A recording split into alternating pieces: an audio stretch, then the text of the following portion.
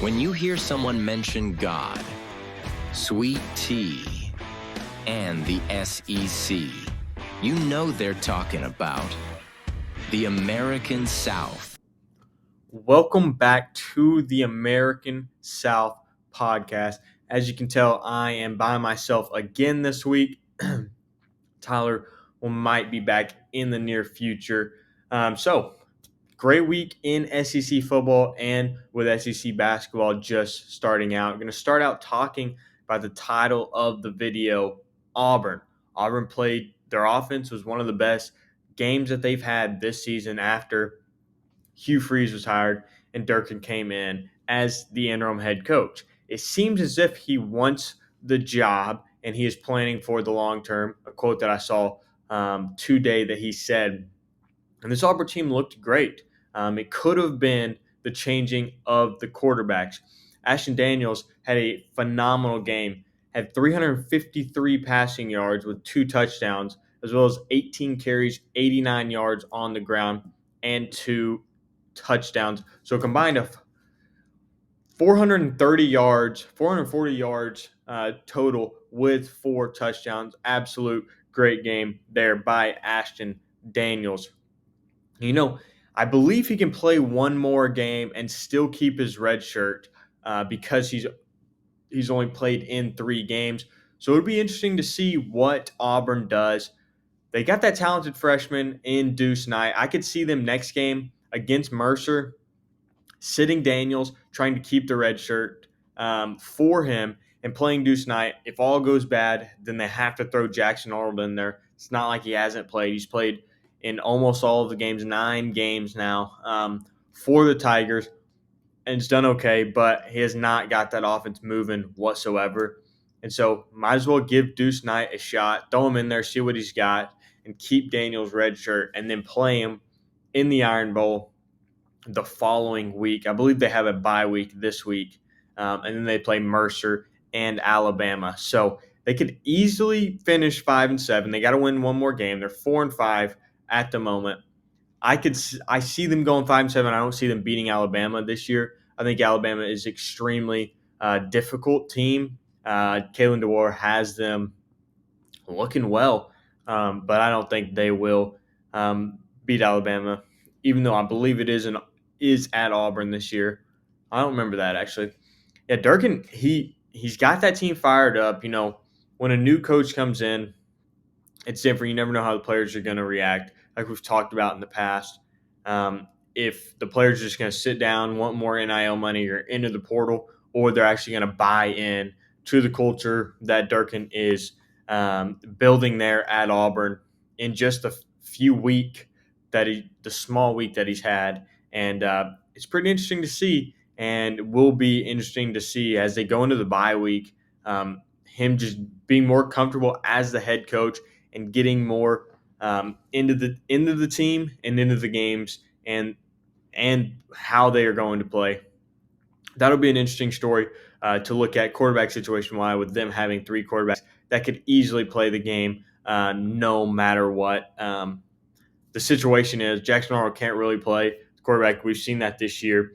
Obviously, Ashton Daniels came in big in the Arkansas game and got Auburn the win, and then they went toe-to-toe in overtime with Vanderbilt, scoring 38 points. I believe that's the most points they've scored all year, especially in an SEC game. Now they're 1-6 in the SEC, 4-5 overall record. Their one SEC win coming against Arkansas.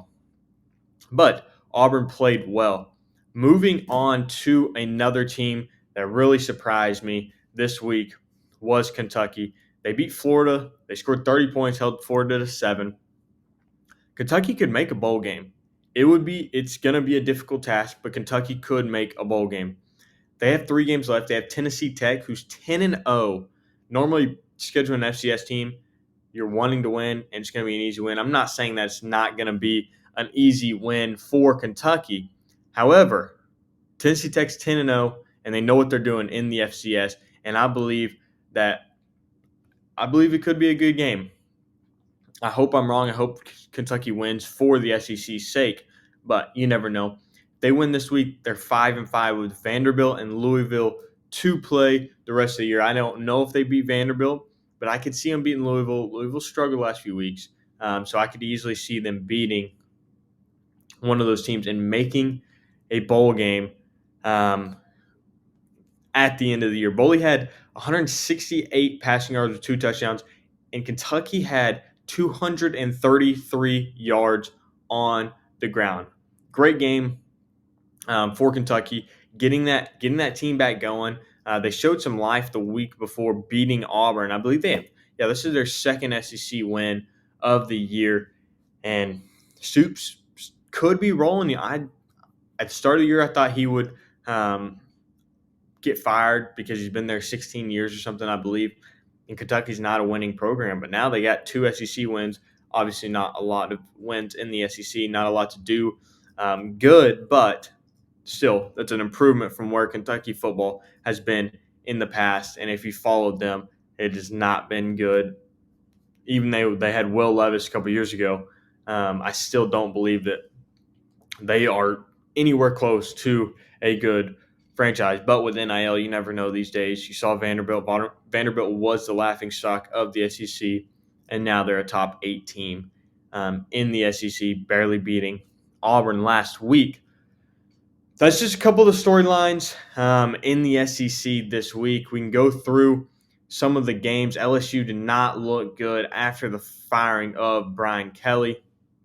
In the next video, I'll get into the quarterback benchings of the SEC this past weekend. However, Alabama's still looking good. Their offense struggled a little bit, but that LSU defense is one of the best defenses in the SEC, and I truly believe that. And I believe Baker has gotten that team to where they need to be. I see Baker leaving, Baker, the defense coordinator, leaving and going somewhere and getting the head coach job if he's interested in that. Obviously, I think he's phenomenal. He's led that LSU defense, and they've got some studs on that team.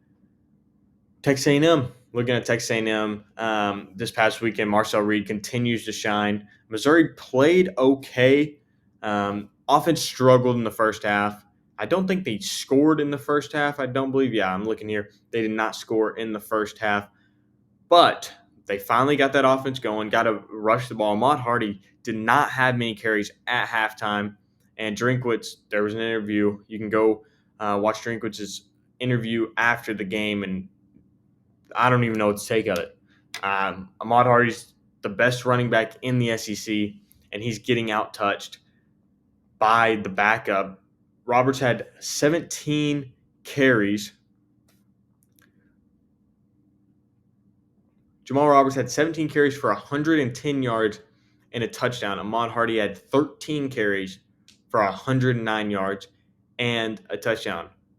They both had one reception. Ahmad Hardy going for 5 yards and Jamal Roberts going for 1 yard. I don't know why they don't run it every single time with Ahmad Hardy and that duo of running backs.